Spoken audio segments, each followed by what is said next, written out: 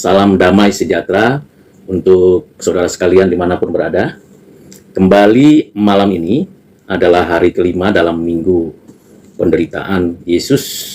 Saya ingin berbagi mengenai apa yang ditulis dari Injil Matius, Markus, Lukas, Yohanes. Hari ini ada yang menyebut sebagai Kamis Putih dan ada yang menyebut sebagai malam persiapan untuk menyatakan karya penebusan Yesus Kristus. Dan ada banyak lagi yang perlu kita gali temukan. Tetapi yang saya ingin kita mengajak membaca kembali ulang dari Injil Matius, Injil Markus, Injil Lukas, dan Injil Yohanes berkaitan dengan besoknya Yesus Kristus dengan aktif menyerahkan nyawanya untuk menebus umat pilihannya. Di sisi lain, secara pasif, Yesus Kristus menjalankan kehendak Allah Bapanya. Jadi ini adalah bagian yang sangat perlu dan penting menjadi sebuah perenungan agar saya dan saudara bisa memperhatikan bagian yang penting ini. Nah, sebelum kita bersama membaca, mendengarkan, dan berdialog dengan firman Tuhan, saya mengajak saudara sekalian untuk mempersiapkan diri membuka Alkitab, dan mari kita ajak bersama untuk berdoa. Mari kita berdoa. Bapa di surga, dalam nama Tuhan Yesus, kami bersyukur atas penyertaan dan pertolongan-Mu sepanjang hari ini. Kami bersyukur dan berterima kasih atas berkat, pertolongan, dan bimbingan-Mu dalam kehidupan kami. Kami mau mendengarkan dan belajar lagi firman-Mu untuk merenungkan karya penebusan-Mu di dalam hidup kami. Ya Bapa, pimpin oleh Roh-Mu supaya pembelajaran hari ini bermanfaat bagi kami, baik yang menyampaikan, yang mendengar, menonton, menyaksikan, maupun yang sungguh-sungguh mau memberikan tanggapan dan respon dengan baik. Kami berdoa bersyukur dalam nama Tuhan Yesus. Amin. Saudara yang kekasih dalam Kristus, dari Injil Matius pasal 26, ayat yang ke-17 sampai dengan pasal yang ke-26 ayat yang ke-46. Saya akan membukakan kesempatan untuk kita mempersiapkan diri, membaca firman, lalu menggali, temukan, kemudian mengupas dengan baik dan tepat.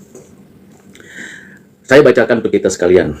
Pada hari pertama dari hari raya, roti tidak beragi, datanglah murid-murid Yesus kepadanya dan berkata, "Di mana engkau kehendaki kami mempersiapkan perjamuan Paskah bagimu?"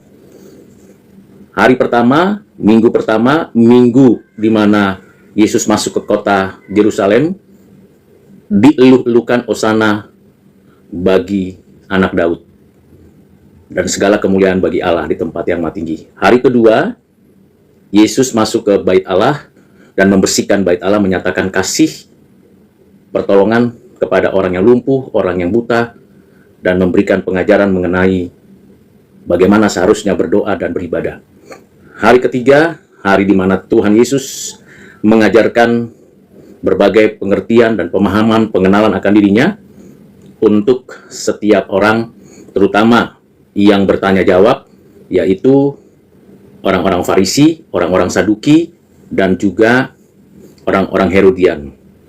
Selanjutnya, Tuhan Yesus mengajarkan hal yang berkaitan dengan akhir zaman kepada banyak yang mengikutinya. Nah, sekarang kita bisa menyaksikan bagian yang perlu dan penting berkaitan dengan persiapan untuk Jumat Agung. Karena pada hari Rabu, yaitu hari yang keempat, kita bisa mempelajarinya bahwa seakan-akan Tuhan diam dan tidak berbuat apa-apa, tetapi sesungguhnya pada momen seperti itu ternyata ahli-ahli Taurat, para imam mencoba merancang tindakan untuk membunuh Yesus, termasuk keinginan dari Yudas Iskariot menjual Yesus. Nah, sekarang kita masuk ke dalam bagian yang sangat penting untuk murid-murid, spesial pendidikan, pembelajaran, pengajaran, dan praktik yang perlu diperhatikan dan dipelajari oleh murid-murid. Jadi diawali dengan sebuah pertanyaan murid mengenai perjamuan Paskah yang akan segera dilaksanakan. Dan murid-murid bertanya, di mana mempersiapkannya?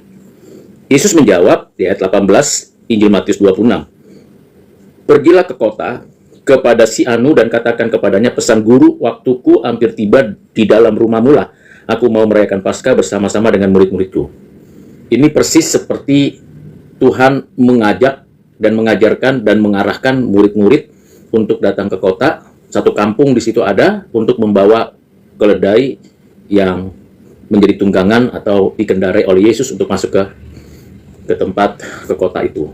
Dan di sini Yesus juga meminta murid-muridnya untuk pergi ke kota. Ada satu tempat, entah siapa namanya, tidak dijelaskan, tidak dituliskan dalam Injil Matius, tetapi orang itu akan bersedia untuk membuka pintu rumahnya, membuka waktu dan kesempatan untuk Yesus menyelenggarakan dan mempersiapkan Paskah. Siapa orang itu yang tidak disebutkan dan dituliskan namanya, tetapi hal ini menjadi sesuatu yang sangat penting bagi yang disebut sebagai persiapan Paskah. Nah, setelah hari malam, Yesus duduk makan bersama-sama dengan ke-12 muridnya. Jadi setelah Yudas Iskariot itu pada hari kemarin menjual atau melakukan semacam suatu tindakan kerjasama untuk merancang pembunuhan Yesus, bahkan mau melakukan dual informasi di mana sebenarnya Yesus nanti akan bisa ditangkap dan dibawa ke pengadilan sebelum dibunuh. Ternyata Yudas Iskariot masih kembali bertemu dengan Yesus bersama dengan murid-muridnya yang lain, dan mereka sedang makan. Jadi mereka makan bersama di tempat yang sudah dibuka ruang waktu dan juga makanan oleh yang pemilik rumah. Tidak dituliskan siapa namanya, jadi kita tidak perlu membuat sebuah rekayasa atau sebuah dugaan. Yang pasti orang itu, rumah yang itu pemiliknya mengenal Yesus dan bisa jadi adalah orang-orang yang pernah dilayani dan menerima kebaikan Tuhan. Di ayat 22, Yesus mengatakan, dan dengan hati yang sangat sedih berkatalah mereka seorang kepadanya, bukan aku ya Tuhan. Jadi murid-murid berdialog. Mengapa? Karena Yesus berkata di ayat 21, aku berkata kepadamu, sesungguhnya seorang di antara kamu akan menyerahkan aku.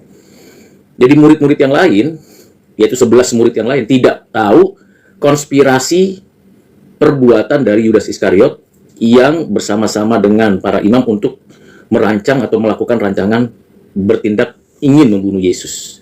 Ayat 23, ia menjawab, dia yang bersama-sama dengan aku mencelupkan tangannya ke dalam pinggan ini, dialah yang akan menyerahkan aku. Jadi dari sisi Yesus secara personal, dia sudah memberikan informasi, clue, orang yang akan bersama mencelupkan tangannya ke dalam pinggan. Jadi ada roti atau makanan yang bisa ada sausnya kah, atau ada sejenis yang bisa membuat makanan itu mesti ada tempat atau ada dicelupkan supaya dimakan. Anak manusia memang akan pergi sesuai dengan yang ada tertulis tentang dia, akan tetapi celakalah orang yang olehnya anak manusia itu diserahkan, adalah lebih baik bagi orang itu sekiranya ia tidak dilahirkan. Jadi saudara, di sini Yesus dalam keadaan keilahiannya sudah mengetahui, dan Yesus memang membuka pengertian ini kepada murid-muridnya. Pengertian ini tidak diberitahu kepada orang Farisi, orang Saduki, orang Herodian, tidak diberitahu kepada banyak orang, tapi diberitahu hanya kepada 12 muridnya yang khusus. Dan di antara itu, Yudas yang hendak menyerahkan dia, itu menjawab, katanya, bukan aku ya Rabi. Kata Yesus kepadanya, engkau telah mengatakannya. Engkau telah mengatakannya. Jadi dia menyangkali, dan ini untuk pertama kali, paling tidak sepanjang kita tahu, yang membuat kita mengerti Yudas itu memberikan respon terhadap apa yang dilakukan oleh Yesus. Ini sangat menarik sekali. Dan ketika mereka sedang makan, Yesus mengambil roti, mengucap berkat, memecah-mecahkannya, lalu memberikannya kepada murid-muridnya dan berkata, ambillah, makanlah, inilah tubuhku. Sesudah itu ia mengambil cawan, mengucap syukur, lalu memberikannya kepada mereka dan berkata, minumlah kamu semua dari cawan ini, sebab inilah darahku, darah perjanjian yang ditumpahkan bagi banyak orang untuk pengampunan dosa. Jadi inilah tubuhku, inilah darahku yang ditumpahkan bagi banyak orang untuk pengampunan dosa. Akan tetapi aku berkata kepadamu, mulai dari sekarang aku tidak akan minum lagi hasil pokok anggur ini sampai pada hari aku meminumnya, itu yang baru bersama-sama dengan kamu dalam kerajaan Bapakku. Ini adalah bagian eskatologis, nanti akan bersama dengan orang-orang percaya di dalam kerajaannya di langit dan bumi yang baru. Dan ini penting untuk kita renungkan, kita pikirkan bagaimana Tuhan telah menyatakan bagian penting, yaitu mengingat siapa Kristus dan karyanya untuk mengerjakannya di dalam makan dan minum, makan roti dan minum cawan sebagai simbolik, sebagai tanda bahwa itu adalah tubuh dan darahnya. Ayat 30, sesudah menyanyikan nyanyian pujian, pergilah Yesus dan murid-muridnya ke Bukit Zaitun, kembali ke Bukit Zaitun, dan berkatalah Yesus kepada mereka, malam ini kamu semua akan tergoncang imanmu, karena aku, sebab ada terus aku akan membunuh gembala dan kawanan domba itu akan tercerai-berai. Jadi malam ini, ya, dan Tuhan mengatakan, aku akan membunuh gembala dan kawanan domba itu akan tercerai-berai. Ya, ini hal yang sulit dimengerti. Apakah ini berkaitan dengan pengalaman yang nantinya di Getsemani, di mana Yesus meminta, lalulah cawan ini daripadaku, dan kemudian akhirnya dia mengatakan, kehendak-Mu lah yang jadi. Akan tetapi, ayat 232, akan tetapi sesudah aku bangkit, aku akan mendahului kamu ke Galilea. Ini menarik karena Tuhan mengatakan aku akan bangkit. Jadi Tuhan sendiri mengatakan aku bangkit dan aku akan mendahului kamu ke Galilea. Mengapa? Karena memang murid-murid nanti akan kembali ke Galilea. Ketakutankah, keraguankah, dan segala macam kemungkinan, keputusasaankah, ketidakmampuan menerima kenyataan bahwa gurunya itu sudah meninggal dan dikubur dan tidak ada lagi harapan. Tetapi Yesus di ayat 32 sudah memberikan satu clue yang sangat penting bagi murid-muridnya, bagi setiap orang yang mengikuti dia. Aku bangkit, aku akan mendahului kamu ke Galilea. Di hari besoknya Yesus menyerahkan nyawanya untuk mati di atas kayu salib.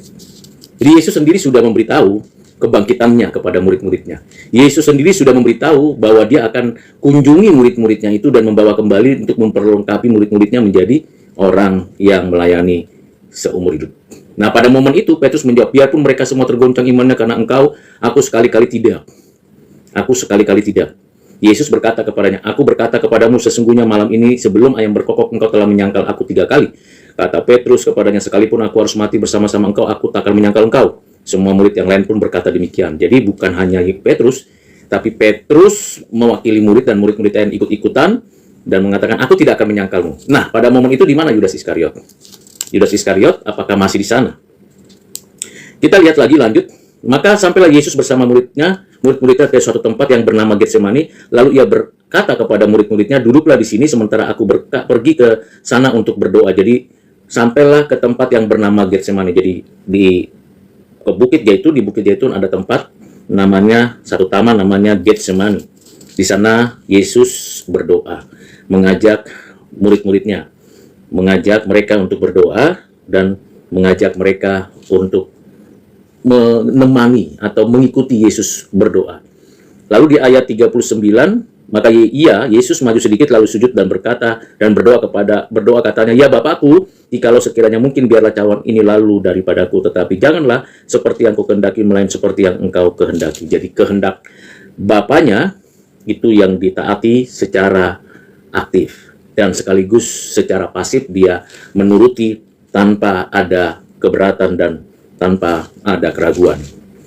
Lalu setelah itu di ayat 42 Yesus pergi untuk kedua kalinya dan berdoa, ya Bapakku, jikalau cawan ini tidak mungkin lalu kecuali apabila aku meminumnya, jadilah kehendak-Mu. Sampai ketiga kali baru akhirnya di ayat 46, bangunlah, marilah kita pergi, dia yang menyerahkan aku sudah dekat. Jadi setahap demi setahap Yesus sudah memberikan pengertian. Nah, mari kita lihat apa yang kita pelajari dari Injil Markus supaya lengkap penjelasan nantinya setelah kita membaca dan memperhatikan apa yang dilakukan dan dinyatakan Tuhan Yesus di dalam Injil Markus pasal yang ke-14 ayat yang ke-12 sampai dengan ayat yang ke-42. Di dalam ayat yang ke-12 sama persis seperti yang dikatakan oleh Matius dicatat, dan apa yang membedakannya kita bisa baca, perhatikan, dan cermati, ternyata ada sesuatu yang perlu kita perhatikan perbedaannya. Di dalam ayat 19 Markus 14 ditulis, maka sedihlah hati mereka, dan seorang demi seorang berkata kepadanya, bukan aku ya Tuhan. Yang menjawab orang itu ialah salah satu dari kamu yang 12 ini yang mencelupkan roti ke dalam pinggan dengan aku. Anak manusia memang akan pergi sesuai dengan yang tertulis dengan dia, tetapi celakalah orang yang olehnya anak manusia itu diserahkan. Adalah lebih baik bagi orang itu sekiranya ia tidak dilahirkan. Apa yang membedakannya? Dari Matius pasal 26. Di dalam Matius pasal 26, bukan aku ya Tuhan, sama persis, tetapi di situ tidak ada ditulis Yudas memberikan komentar, memberikan tanggapan di dalam Injil Markus. Tetapi pada saat itu, langsung di ayat 22, Markus 14, dan ketika Yesus dan murid-muridnya sedang makan, Yesus mengambil roti, mengucap berkat, memecah-mecahkannya, lalu memberikannya kepada mereka, dan berkata, ambillah inilah tubuhku. Kemudian ia juga memberikan cawan, lalu mengucap syukur, dan mengatakan, minumlah, inilah darahku, darah perjanjian, sama mirip seperti yang ditulis dalam Injil Markus. Jadi diminta untuk kita makan dan minum roti dan anggur. Dan nantinya kita akan menikmati itu. Nah, apa yang dilakukan oleh Tuhan sama seperti yang disampaikan oleh Matius. Tuhan mengatakan, aku berkata kepadamu, sungguh pada hari ini, malam ini juga sebelum ayam berkokok 2 kali engkau telah menyangkal aku. Tapi dengan lebih bersungguh-sungguh Petrus berkata, sekalipun aku harus mati bersama-sama dengan engkau, aku tak akan menyangkal engkau. Ya, semua persis seperti yang ditulis Matius, dan tidak ada perbedaan kecuali tadi tidak ada tanggapan dari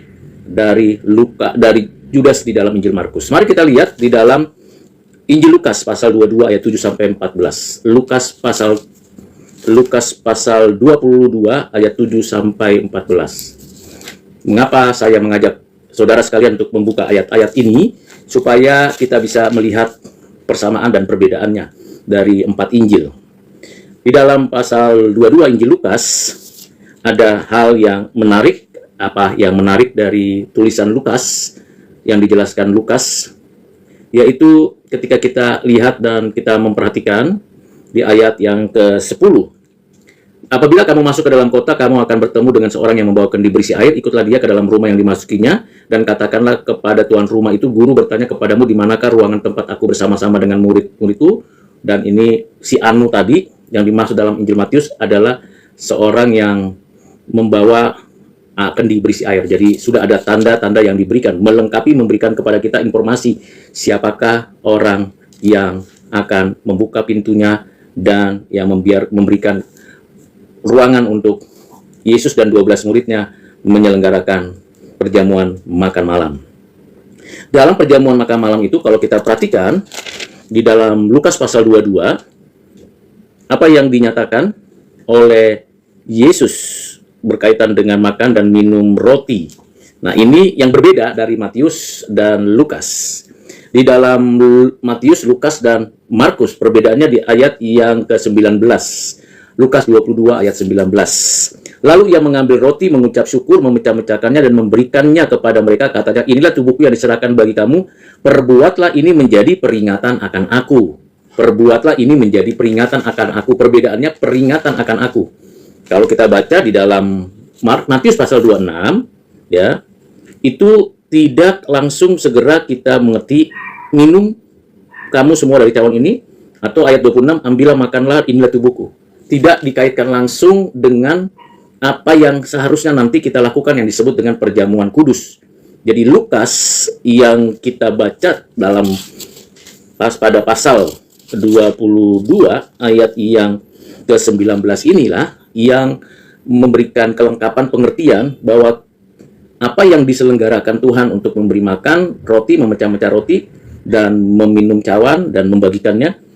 Kata yang penting digarisbawahi ialah perbuatlah ini menjadi peringatan akan aku. Jadi kalau kita makan roti itu mengingat apa yang sudah dilakukan Tuhan Yesus untuk kita. Kapan itu betul-betul roti itu dihancurkan?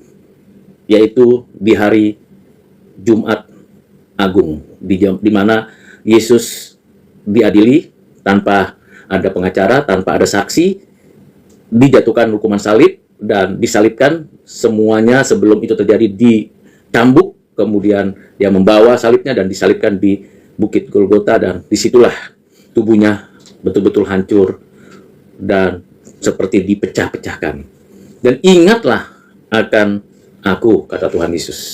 Jadi kalau makan roti itu jangan sekedar makan roti perjamuan, itu jangan sekedar seperti kita makan roti biasa. Memang rotinya sama, tetapi waktu makan roti dalam konteks perjamuan kudus itu makan betul-betul mengingat betapa kasih Tuhan, kemurahan hati Tuhan, kebaikan Tuhan membuat kita sadar betapa seharusnya nggak layak saya dan saudara menerima penebusan, menerima pengampunan.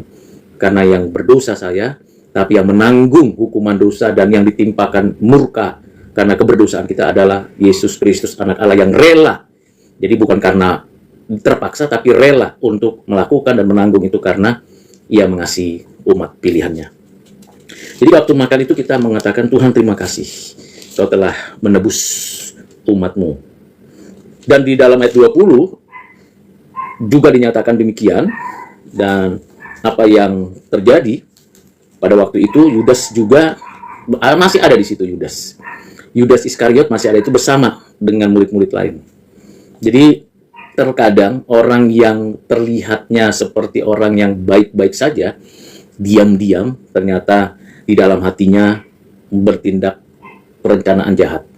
Orang yang kadang-kadang kita melihat dia begitu rajin, tekun dalam beribadah, tetapi hatinya tidak dekat dengan Tuhan. Walaupun bersama-sama seperti komunitas orang percaya, tapi dia sendiri hatinya jauh dari Tuhan.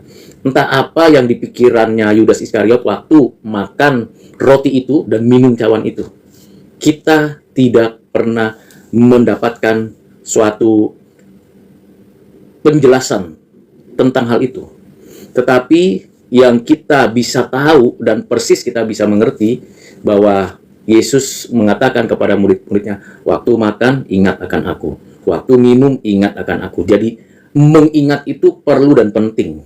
Mengingat apa? Mengingat segala hal yang baik, yang benar, yang suci, yang adil. Terlebih lagi mengingat yang paling utama, mengingat pribadi dan karya Yesus dalam hidup kita, yang telah diselenggarakannya, menyerahkan nyawanya mati di atas kayu salib. Begitulah sebenarnya waktu kita ikut perjamuan kudus. Tidak ada motivasi lain, tidak ada orientasi lain, tidak ada keinginan lain selain mengingat pribadi dan karya Yesus Kristus. Berarti tidak mengingat diri sendiri lagi. Jadi di situ Tuhan sedang mengatakan fokus, ingat aku saja. Bahkan tidak ingat yang lain. Tidak perlu ingat keinginanmu sendiri, tidak perlu ingat kemauanmu sendiri, tidak perlu ingat apa yang mungkin dalam benakmu, atau dalam keadaanmu, atau dalam situasi dan kondisimu, mungkin sakit, mungkin lemah, mungkin tak berdaya, tapi waktu makan roti, minum anggur cawan itu, mengingatnya adalah mengingat Tuhan Yesus. Ini menjadi hal penting. Remember me, not me, but you, Lord. Ini penting. Lalu ada percakapan waktu malam, dan sudah dijelaskan, tetapi ada yang menarik yang tidak disampaikan atau ditulis di dalam Matius maupun Markus, yaitu ada percakapan di antara murid-murid, dan percakapan itu juga di antara itu ada Yesus yang menyampaikannya. Jadi ternyata di meja makan itu ada persekongkolan juga. Ya, kadang-kadang satu komunitas yang kelihatannya baik-baik, anak-anak Tuhan, hamba-hamba Tuhan, ternyata ada kelompok-kelompok juga. Jadi kelompok dalam kelompok. Nah, ini yang sering terjadi di dalam komunitas manapun. Ada kelompok di dalam kelompok. Kelompok besar, kelompok kecil, kecil-kecil. Apa yang dilakukan? Murid-murid bertengkar tentang apa sih? Siapa di antara kita yang terbesar? Kan inginnya maunya besar ya, inginnya menjadi pemimpin. Ya, maunya menjadi penguasa orang lain. Padahal Tuhan mengatakan, jadikan sesamamu manusia sebagaimana manusia. Memanusiakan manusia. Tidak menguasai orang lain menjadi milikmu seperti Allah. Tetapi ternyata selama 3,5 tahun, pola pikir dan cara pandang orang mengenai sesama manusia, sekalipun sudah diajari firman Tuhan, ternyata masih saja punya konsep bahwa saya lebih penting, saya lebih tinggi, saya lebih besar dibandingkan orang lain. Nah, ini adalah suatu sikap yang tidak diperkenan Tuhan. Saudara, ini yang terjadi. Mengapa ada orang yang ribut di gereja, ribut dalam keluarga komunitas Kristen? Karena ingin maunya lebih tinggi, lebih hebat, lebih daripada yang lain. Nggak mau mengalah, tidak mau merendah. Dan Yesus tahu itu. Jadi Yesus bukan hanya tahu baru tadi peristiwa itu, Ternyata ada orang yang ikut Tuhan, ikut pelayanan, ikut mengerjakan ini dan itu bersama Tuhan. Ternyata tujuannya cuma satu. Saya adalah orang kedua dari Yesus. Kira-kira begitu. Yesus memang pemimpin kita, tapi orang keduanya itu saya. Bukan siapa-siapa. Nah, orang mau mencoba untuk menerapkan pola pikir dunia ini kepada persekutuan di dalam pemuritan Kristus. Yesus mengatakan begini kepada murid-muridnya, kepada mereka. Raja-raja bangsa-bangsa memerintah rakyat dan orang-orang yang menjalankan kuasa atas mereka disebut pelindung. Ya, raja-raja seolah-olah melindung kan, dan penguasa, pengusaha seolah-olah melindungi bawahannya, pekerjanya, karyawan. Tetapi kamu tidaklah demikian. Kamu tidaklah demikian. Jadi yang melindungi masing demi masing adalah Tuhan, bukan kamu melindungi yang lain. Konsep bahwa bukan aku yang melindungi dari orang itu adalah konsep Kristus. Sulit di dalam organisasi, entah organisasi masa lalu, tradisional, maupun organisasi modern dan organisasi postmodern ini, orang selalu punya keinginan, aku berkuasa untuk melindungimu. Padahal tidak, ingin menindas, ingin memperalat, ingin menunjukkan saya lebih hebat dari yang lain. Dan Yesus berkata kepada mereka, raja-raja, bangsa-bangsa memerintah rakyat, dan orang-orang yang menjalankan kuasa atas mereka disebut pelindung. Ayat 26, tetapi kamu tidak demikian, melainkan yang terbesar di antara kamu menjadi pemimpin ialah sebagai pelayan. Kata kuncinya adalah pelayan. Saya tanya untuk saya dan saudara, sudahkah saya dan saudara melayani orang lain? Bukan khotbah, bukan. Bukan mengajar orang lain, bukan. Tapi melayani, benar melayani. Seperti budak, dulos. Bukan karena dipaksa yang melayani karena rupiah, tidak. Melayani, betul-betul melayani. Tanpa pamrih, tanpa diperintah, tanpa ada yang memberikan janji manis, tapi betul-betul mau melayani dengan kerelaan. Nah, itulah orang yang besar. Itulah pemimpin. Bisakah ditemukan? Hanya Yesus yang bisa melakukan itu. Yesus itu yang maha tinggi, anak Allah yang maha tinggi, yang tak terhampiri, yang tak terbatas, yang transenden, tapi dia mau inkarnasi menjadi manusia. Dan dia mau melayani, bukan dengan hanya khotbah, bukan hanya dengan menjelaskan doktrin, bukan hanya dengan berkata-kata manis, indah, dan penuh dengan bijaksana, tidak. Dia memang melayani, merelakan dirinya. Nanti di dalam Injil Yohanes akan kita lihat terang benderangnya. Jadi Yesus meminta kita sebagai pelayan, bukan sebagai pemimpin. Jadi sesama kita saling melayani. Tidak ada di antara kita orang-orang percaya, saya lebih besar, saya lebih hebat karena saya sudah sekolah tinggi, sudah sampai pada posisi level yang tertinggi, maka saya perlu dilayani. Karena saya pejabat, karena saya seorang yang memiliki otoritas untuk memberikan ini dan itu, maka saya yang perlu layani. Jawabannya Tuhan aja tidak. Kalau kamu menjadi besar, jadi pelayan orang itu. Melayani orang itu simpel saja. Apa yang dibutuhkan manusia? Sandang, pangan, papan. Sudahkah, hai para pejabat, hai pemilik perusahaan, hai pemerintah, sudahkah Anda mencukupkan dan mensejahterakan rakyatmu, karyawanmu, dan jemaatmu? Jangan kerok tenaga mereka, jangan eksploitasi mereka punya kemampuan apapun lalu untuk kepentingan dirimu. Itu berarti saya dan saudara bukan murid Kristus. Murid Kristus adalah pelayan. Anda dan saya jangan jadi seorang yang jahat dengan sesama. Melayani, bukan menjadi pelindung. Sebab siapakah yang lebih besar, yang duduk makan atau yang melayani? Bukankah dia duduk makan, tapi aku ada di tengah-tengah kamu sebagai pelayan. Ini untuk menggambarkan bahwa siapa yang lebih besar? Aku atau kamu? Aku. Karena aku guru. Tapi guru melayani. Pemimpin melayani, pemilik melayani, bukan untuk dilayani. Misalnya saya pemilik sebuah perusahaan. Saya tidak harus duduk di depan. Saya tidak harus dipersiapkan segala sesuatunya supaya saya berada di tempat yang terhormat. Tidak harus. Saya seorang hamba Tuhan misalnya, seorang gembala sidang di suatu gereja. Tidak harus saya dipersiapkan sedemikian rupa sehingga seolah-olah saya itu yang paling penting. Tidak. Yang paling penting Tuhan. Sesama manusia itu saling pelayanan. Ini tidak mudah. Sangat tidak mudah. Ayat ini saja menempelak semua orang Kristen sampai sekarang. Menempelak saya juga. Saya sebagai orang tua, sebagai kepala rumah tangga, tidak menuntut bahwa harus dihormati, diberikan tempat yang terbaik. Tidak. Melayani istri, melayani pasangan, melayani anak-anak, sedemikian rela dan berkorban. Ini prinsip di hari Kamis melayani. Bukan hanya sekedar cuci kaki, tradisi cuci kaki. Itu kan hanya simbolik bahwa Yesus mau sampai kepada yang paling hina, yaitu cuci kaki. Biasanya budak yang lakukan itu. Dan Yesus menunjuk kepada situ. Lalu kamulah yang tetap tinggal bersama-sama dengan aku dalam segala pencobaan yang aku alami, dan aku menentukan hak-hak kerajaan bagi kamu sama seperti Bapakku menentukan bagiku bahwa kamu akan makan dan minum semeja dengan aku di dalam kerajaanku, dan kamu akan duduk di atas takhta untuk menghakimi ke-12 suku Israel. Nanti kapan? Di dalam kedatangan kembali. Sekarang saling melayani. Tapi ada hal yang menarik yang disampaikan Tuhan Yesus yang tidak dicatat di dalam Matius dan Markus di ayat 31. Simon, Simon, lihat iblis telah menuntut untuk menampi kamu seperti gandum, tetapi aku telah berdoa untuk engkau supaya imanmu jangan gugur, dan jikalau engkau sudah insaf, kuatkanlah saudara-saudaramu. Tuhan sudah berdoa untuk Petrus. Tuhan tidak berdoa untuk Yudas. Ini menarik sekali. Matius, Markus tidak mencatat, menuliskan hal ini, tetapi Lukas menuliskan. Padahal kita tahu Lukas bukan orang Yahudi, Lukas bukan murid yang ada di antara 12 rasul itu. Lukas adalah seorang murid Yesus dari pelayanan Paulus, dari pelayanan hamba-hamba Tuhan yang lain.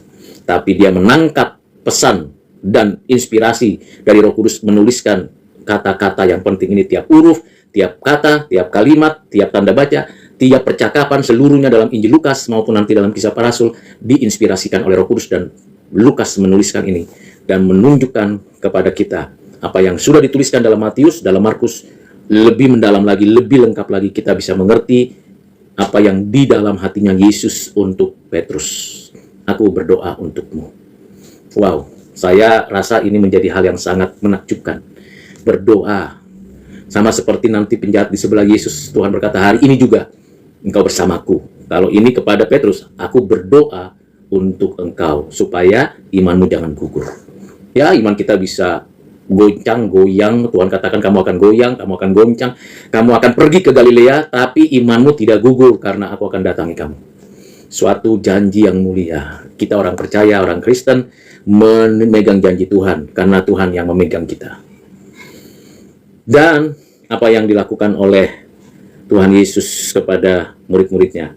Ketika aku mengutus kamu dengan tiada membawa pudi-pudi, bekal, dan kasut, adakah kamu kekurangan apa-apa? Jadi jangan takut, jangan khawatir, aku akan mencukupkan segala yang dibutuhkan sesuai dengan rancangan. Suatu pun tidak, katanya kepada mereka. Tetapi sekarang ini siapa yang mempunyai pundi-pundi, hendaklah membawanya, karena memang semuanya akan mempersiapkan hari-hari kesulitan di depan. Jadi saudara, bisa kita lihat perhatian di dalam Matius, Markus, Lukas menjadi menarik perhatian kita untuk mengingat waktu perjamuan kudus, mengingat Kristus, dan doa Yesus untuk Rasul Petrus. Nah, kita kembali kalau kita belajar dari apa yang tertulis dalam Injil Yohanes. Mari kita perhatikan Injil Yohanes. Yohanes pasal 13. Yohanes pasal 13. Dan ini menjadi Injil yang memberi penjelasan yang melingkupi keseluruhannya, dan kita memperhatikan sangat-sangat perlu dan penting mempelajari hari Kamis ini apa yang dilakukan oleh Tuhan Yesus. Di dalam bagian ini, langsung di dalam pasal yang ke-13. Sementara itu, sebelum hari raya Paskah mulai, Yesus telah tahu bahwa saatnya sudah tiba untuk beralih dari dunia ini kepada Bapa, sama seperti ia senantiasa mengasihi murid-muridnya. Demikianlah sekarang ia mengasihi mereka sampai kepada kesudahannya.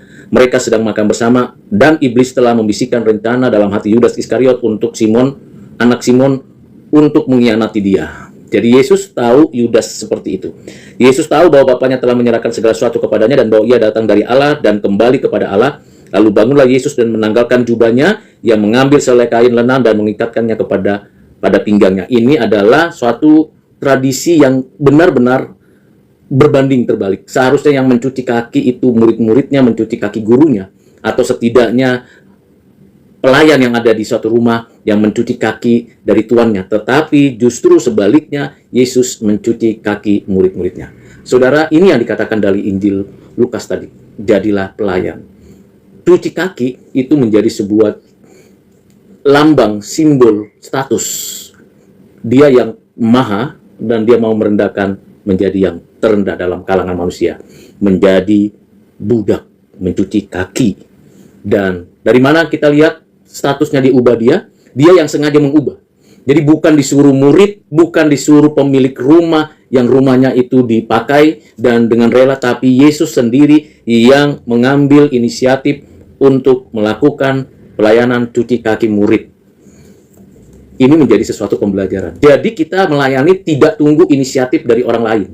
Jadi kalau saya dan saudara melayani, tidak tunggu surat tugas, tidak tunggu orang lain perintah kita, tidak tunggu program kerja di gereja, tidak tunggu perintah dari hamba Tuhan atau perintah dari atasan, tapi kita punya satu sikap inisiatif untuk melayani orang lain dan rela berkorban dan rela untuk sampai ke paling bawah. Ini adalah hal yang perlu dipelajari oleh kita, saya dan saudara. Belajar inisiatif, berdiri lalu menanggalkan jubahnya dan mengambil selai kain lenan dan mengikatkannya pada pinggangnya, kemudian ia menuangkan air ke dalam sebuah basi dan mulai membasuh kaki murid-muridnya. Yang menjadi pertanyaan dan mengherankan, kenapa murid-muridnya tidak mau mencegah? Mengapa murid-muridnya tidak mau mencegah padahal mereka tahu semuanya bahwa tidaklah pantas seorang guru yang dihormati, seorang pemimpin yang perlu dihargai lalu melakukan itu. Dan mengapa mereka tidak punya kemauan untuk mencegah? Ini menjadi pertanyaan misteri. Bukankah tadi Petrus begitu menggebu-gebu mengatakan, aku tidak akan menyangkalmu? Bukankah Yudas juga ikut-ikutan? Dan yang lain juga berkata begitu? Bertengkar, siapa yang paling besar? Disuruh Tuhan, yang paling besar itu yang melayani, pelayan. Tapi ketika Yesus melakukan inisiatif seperti itu, mengapa murid-murid tidak mencegah? Guru-guru, janganlah seperti itu. Kami jadi malu. Kami jadi malu kalau engkau melakukan itu. Guru, kami aja yang mencuci kakimu. Atau kami di antara kami saling mencuci kaki. Atau kami bisa cuci kaki sendiri, guru. Tapi Yesus tidak dicegah oleh murid-muridnya.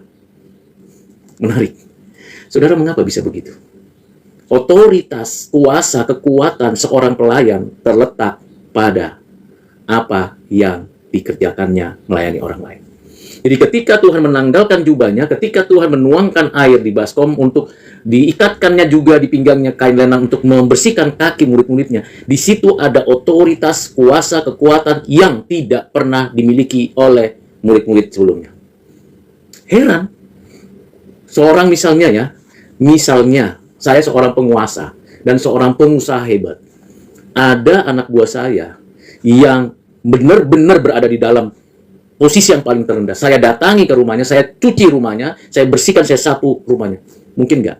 Ada nggak ditemui seperti itu? Saya belum pernah lihat. Ada yang seperti itu. Belum pernah saya lihat. Bahkan pendeta sekalipun belum pernah saya melihat seorang pendeta datang ke rumah jemaatnya yang paling rendah. Kemudian, Bapak, izinkan saya membersihkan. Membersihkan apa? Rumah kalian. Mengepel rumah kalian. Saya belum pernah melihatnya.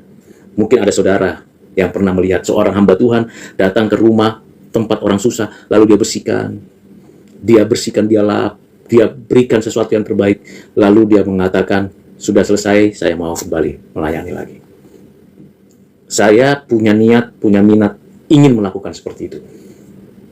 Sekiranya Tuhan berkenan, ada suatu ketika, saya melakukan itu. Datang ke tempat orang yang paling bawah, dan mau membersihkan. Memang pernah saya melayani 2 tahun di pinggiran rel kereta api, gelandangan. Saya datang, saya berikan waktu, saya beli makanan dari hasil kerja saya, lalu saya kumpulkan juga dari teman-teman yang mau ikut terlibat dalam pelayanan itu. Saya masuk ke gubuk mereka dan saya bersih-bersihkan gubuk mereka untuk boleh kita makan bersama di gubuk itu dan mendengarkan cerita tentang Yesus. Hanya itu yang bisa saya lakukan. Belum seperti yang dilakukan oleh Tuhan Yesus. Itu pun hanya dalam waktu singkat, 2 tahun setiap hari tertentu, saya bersama beberapa orang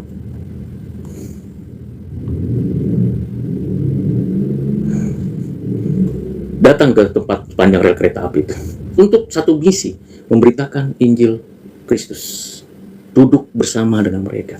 Saudara, apakah pernah lakukan? Adakah pendetamu, pastormu, romomu, pemimpinmu, pemilik perusahaan di tempatmu pernah lakukan itu? Khawatirnya orang lain yang disuruh. Karena saya belum pernah lihat. Saya memang kurang pengalaman untuk hal itu. Tapi bagi saudara yang pernah melihat itu, masakan saudara menyangkal Yesus lagi? Itu tidak mungkin. Jadi saudara perhatikan cara Tuhan Yesus. Simple tapi menohok. Tidak banyak bicara. Dia langsung mengatakan itu dan Petrus yang menjadi herannya lagi, Petrus bilang begini, engkau tidak akan membasuh kakiku sampai selama-lamanya. Jawab Yesus, jikalau aku tidak membasuh engkau tidak mendapat bagian dalam aku. Ini adalah simbol lagi, seperti pohon ara pada hari yang kedua dan ketiga, pohon ara itu ternyata akhirnya tidak berbuah dan mati. Itu simbol bagaimana kita harus berbuah, dan ini adalah Petrus mengatakan, kan nggak mungkin lah Tuhan mencuci kakiku terus, nggak mungkin. Iya memang tidak mungkin, tetapi Tuhan mengatakan, aku harus basuh kakimu. Bukan hanya kakimu, dirimu aku basuh, aku bersihkan. Dengan apa? Dengan darahnya, dengan nyawanya, dengan hidupnya, baru kemudian mendapat bagian di dalamnya. Kapan itu terjadi? Besok, Jumat Agung. Di hari di mana Yesus diadili, Yesus disiksa, Yesus dicambuk, Yesus dipaku di atas kayu salib, Yesus menyerahkan nyawanya, dan selesai. Meninggal di atas kayu salib. Saat itulah darah Yesus membasuh, membersihkan Petrus dan semua orang percaya. Kata Simon Petrus kepadanya, Tuhan, jangan hanya kakiku saja, tapi juga tangan dan kepalaku. Kata Yesus kepadanya, barang siapa telah mandi, ia tidak usah membasuh diri lagi selain membasuh kakinya, karena ia sudah bersih. Seluruhnya juga kamu sudah bersih, hanya tidak semua. Ini lagi-lagi satu clue, satu pernyataan yang bahwa di antara 12, tidak semua ada yang tidak bersih hatinya, tidak tulus. Jadi jangan berpikir saudara makin banyak kita melayani, makin banyak kita ikut-ikutan kepercayaan, ritual dan sebagainya, kegiatan-kegiatan rohani dan sebagainya, jangan berpikir itu sudah pasti taken for granted, orang ini orang yang takut akan Tuhan. Belum tentu. Siapa tahu karena terpaksa, atau punya orientasi karena supaya dia namanya tinggi, atau karena urusan keuntungan pribadi. Ketulusan, kejujuran, itu hanya Tuhan yang tahu. Dan Yesus mengatakan, kamu nggak bersih semua. Aku tahu itu. Jadi kalau kita bisa nipu orang lain, tapi tidak mungkin kita bisa menipu Tuhan. Kita bisa tampil seperti malaikat, tapi sebenarnya yang tahu hati kita itu busuk atau tidak itu Tuhan. Biarkan orang lain mungkin menilai ini dan itu, tapi kita punya sikap hati yang benar, dan bertindak yang benar, dan berkata yang benar. Itu perlu lebih daripada apapun tampilan di luar. Sebab ia tahu siapa yang akan menyerahkan dia, karena ia berkata tidak semua kamu bersih. Benar, ayat 11. Terus sampai sudah selesai, ayat 15, digaris bawahi Injil Yohanes pasal 13 ayat 15. Sebab aku telah memberikan suatu teladan kepadamu supaya kamu juga berbuat sama seperti yang telah kuperbuat kepadamu. Ini artinya perintah. Perintah Tuhan. Kamu bukan hanya makan, minum roti dan cawan itu, tapi kamu harus saling melayani. Kan sebelumnya perintahnya apa? Di dalam hal itu ya tentu perintahnya untuk kita mengingat Tuhan, tapi ini saling melayani. Saling melayani. Dan itu penting. Dan diperjelas lagi di pasal yang ke-13 ayat 12, siapa Yudas Iskariot, apa yang dilakukan, dan Tuhan perintahkan saling mengasihi dan saling menyatakan kehendak Allah. Bahkan jelas dikatakan bahwa kita harus saling mengasihi sesama manusia. Yesus juga menyatakan peringatannya kepada Petrus, dan apa yang dilakukan Petrus Tuhan tahu, dan Tuhan berkata di dalam Yohanes pasal 13 dikatakan demikian kepada Petrus di dalam Yohanes 13 ayat 36. Jawab Yesus, ke tempat aku pergi engkau tidak dapat mengikuti aku sekarang, tetapi kelak engkau akan mengikuti aku. Jadi nanti, kalau sekarang belum. Jadi ada sebuah perencanaan yang baik yang dikaruniakan Tuhan kepada Petrus, dan Petrus mesti menunggu dan menanti apa yang dimaksud Tuhan, dan nantinya dia akan menerapkan apa yang dikehendaki Tuhan dalam hidupnya. Jawab Yesus ketika Petrus bertanya, Tuhan, mengapa aku tidak dapat mengikuti engkau sekarang? Aku akan memberikan nyawaku bagimu. Jawab Yesus, nyawamu akan kau berikan bagiku. Sesungguhnya aku berkata kepadamu sebelum ayam berkok engkau telah menyangkal aku. Jadi jangan cepat-cepat bicara kepada Tuhan. Aku komitmen ini, aku berjanji seperti ini. Ya kan tiap tahun selalu ada komitmen begitu ya. Lebih baik kita pikir baik-baik sebelum kita mengambil satu keputusan ini dan itu. Saya sudah komit sepanjang hari Minggu kemarin sampai dengan hari Kamis ini. Saya sudah komit, sebelum Jumat Agung saya akan live dan menyampaikan pengajaran, membagikan renungan sekitar jam 7:30 lewat, sekitar 1 jam. Itu komitmen, jadi tidak hanya perkataan, tapi betul-betul dilakukan. Yang selama ini tidak setiap hari saya lakukan untuk live, untuk bisa membagikan renungan bersama di tengah-tengah ini, tidak. Tapi sebelumnya saya sudah komitmen, Tuhan tolong, di tengah kesibukan, kesulitan, kecapean, kelelahan dalam satu harian bekerja, saya perlu untuk menyampaikan dan mengajak saudara-saudara seiman, orang percaya, orang-orang Kristen untuk mengingat kembali Minggu Penderitaan Yesus. Puji Tuhan, hari ini hari kelima, dan besok kita bersama pergi ke gereja lokal kita masing-masing untuk mendengarkan, mengingatkan akan karya Yesus. Kemudian di dalam pasal yang ke-14, pasal ke-15, pasal ke-16, sampai dengan pasal yang ke-17, khususnya Yesus mengajarkan tentang Trinitas. Saya katakan, ulangi lagi, di pasal 14, 15, 16, 17, Yesus mengajar khusus untuk murid-muridnya tentang Trinitas. Siapakah Bapa, siapakah Anak, siapakah Roh Kudus. Ini menjadi hal yang sangat signifikan kalau kita mau belajar tentang siapakah Bapa, Anak, Roh Kudus. Kita belajar mengenal Bapa, mengenal Anak, mengenal Roh Kudus dari apa yang diajarkan Yesus Kristus spesial kepada murid-muridnya. Pasal 14, 15, 16, di malam itu besoknya Yesus akan ditangkap, paginya di Taman Getsemani, kemudian diadili. Di malam itu, di meja perjamuan itu, Yesus mengajarkan tentang Bapa, Anak, Roh Kudus. Pertama, di rumah Bapakku. Pasal 14, jangan gelisah hatimu, percayalah kepada Allah, percayalah juga kepadaku. Di rumah Bapakku banyak tempat tinggal, jika tidak demikian tentunya aku mengatakan kepadamu, sebab aku pergi ke situ untuk menyediakan tempat bagimu. Dan apabila aku telah pergi ke situ dan telah menyediakan tempat bagimu, aku akan datang kembali dan membawa kamu ke tempatku, supaya di tempat di mana aku berada, kamu pun berada. Dan kemana aku pergi, kamu tahu jalan ke situ. Akulah jalan dan kebenaran dan hidup. Ini pengajaran spesial di dalam pertemuan dengan ahli Taurat, orang Farisi, orang Saduki, orang Herodian, kepada banyak orang. Yesus tidak mengajarkan secara detail, secara rinci, secara lengkap dari apa yang dijelaskan Yesus kepada murid-muridnya pada pasal 14, 15, 16, dan 17. Mengenai siapa Roh Kudus dijelaskan dengan detail dari pasal 14 ayat 15. Lalu juga ditambah dengan pasal yang ke-16 ayat yang ke-4b sampai dengan 15. Dan siapakah Roh Tuhan ini, dan yang setara sehakikat dengan dirinya dan dengan Bapa. Dan ini adalah penjelasan yang mendalam. Saya tidak menjelaskan ini dari satu pasal, dari satu ayat pada bagian ini, karena perlu perenungan yang mendalam dan topik yang khusus. Tapi saya ingin menyampaikan kepada saudara dan saya, pengajaran Yesus secara khusus ini hanya mungkin dapat kita mengerti kalau kita, saya dan saudara, sudah dilahir barukan oleh Roh Kudus dan sudah pada posisi dan status sebagai anak-anak Allah dan sebagai murid Kristus. Jika tidak, kita hanya tahu baca, oh ya, ada rumah Bapa di surga, kemudian ada Roh Kudus penghibur, Roh kebenaran, oh ya, saya itu adalah carangnya atau rantingnya, Yesus adalah pokok anggur, dan Bapa adalah pokoknya, pemiliknya, dan kita harus bertekun, kita harus bisa hidup di dalam kebenaran, kasih, dan seterusnya. Kita hanya tahu kalau kita tidak di dalam Kristus. Dan yang menarik, di dalam pasal 17, Yesus berdoa untuk muridnya dan untuk orang-orang yang dimuridkan oleh muridnya. Yesus tidak berdoa untuk dunia. Menarik. Kalau kita baca, ini suatu keajaiban yang menarik hati saya.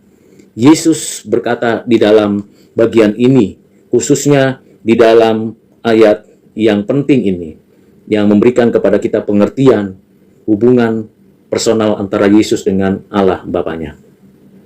Pasal 17, demikianlah kata Yesus, lalu ia menengadah ke langit dan berkata, Bapa, telah tiba saatnya, permuliakanlah anakmu, supaya anakmu mempermuliakan engkau. Saling mempermuliakan. Bapa mempermuliakan anak, anak mempermuliakan Bapa, Bapa, anak mempermuliakan Roh Kudus, Roh Kudus mempermuliakan anak dan Bapa, saling mempermuliakan, saling menyatakan, saling memberikan, menunjukkan kasih, saling. Dan ini adalah hal yang penting untuk menjadi model relasi kita dengan sesama, saling menghargai, saling mengapresiasi antar sesama manusia. Entah dia laki, entah dia perempuan, saling mengasihi, saling mengapresiasi. Di ayat 6, dalam doa Yesus, aku telah di ayat 6, dalam doa Yesus, benar-benar bahwa aku datang daripadamu dan mereka percaya bahwa engkaulah yang telah mengutus aku berdoa untuk mereka, bukan untuk dunia, aku berdoa. Menjadi penting sekali. Aku berdoa untuk mereka dan bukan untuk dunia. Jadi ketika kita melihat satu karakter imam besar agung, yang berdoa untuk kita, bukan hanya waktu dia di bumi, tapi sampai sekarang, selama-lamanya ia berdoa untuk kita. Bukan kita yang berdoa untuk Yesus, tapi Yesus Kristus anak Allah yang berdoa untuk kita, sejak di bumi, berada di bumi, sampai selama-lamanya ketika dia sekarang duduk di sebelah kanan Allah Bapa dan akan datang kembali. Saudara, tidak ada yang seperti itu. Tidak ada yang seperti itu. Kalau yang lain, sampai sekarang didoakan, tapi kita didoakan oleh Tuhan. Dan yang menarik lagi, apalagi dikatakan di dalam ayat yang berikutnya di ayat yang ke-20. Dan bukan untuk mereka itu saja aku berdoa, tapi juga untuk orang-orang yang percaya kepadaku oleh pemberitaan mereka. Jadi ini special grace, special attention, special provide, special prayer for me. Untuk saya, untuk saudara yang percaya kepada Kristus. Inilah yang disebut hari Kamis Putih. Kenapa? Sepenuhnya untuk murid. Benar-benar bersih dilakukan oleh Tuhan. Dari mulai dia mempersiapkan makan dulu, bertemu di meja makan, diajarkan. Jadi ini adalah sebuah strategi yang baik. Kalau kita ingin membawa orang mengenal Tuhan, coba kenyangkan dulu orang lain. Cukupkan kebutuhan mereka. Menarik, Tuhan itu tidak menyuruh mereka lapar-lapar di sana gitu, baru dengar, enggak, diajak makan. Sudah makan, diajarkan firman, dijelaskan kebenaran Tuhan, tentang kerajaan Allah, tentang Bapa, tentang Roh Kudus, tentang dirinya, dijelaskan kehidupan yang kekal, dijelaskan seperti itu, dan bukan hanya itu, dia mendoakan satu persatu muridnya, dia mendoakan kita yang belum hadir dalam sejarah, dan kita mendapatkan sebuah privilege dari Tuhan. Inilah malam di mana Tuhan berdoa untuk saya dan saudara. Dan setelah itu, kita tahu Tuhan masuk ke Taman Getsemani dan dia berdoa di sana. Saudara, terpujilah dia yang mengasihi kita, saudara dan saya. Dikasihinya. Pembelajarannya. Hari Kamis ini adalah hari di mana spesial untuk murid.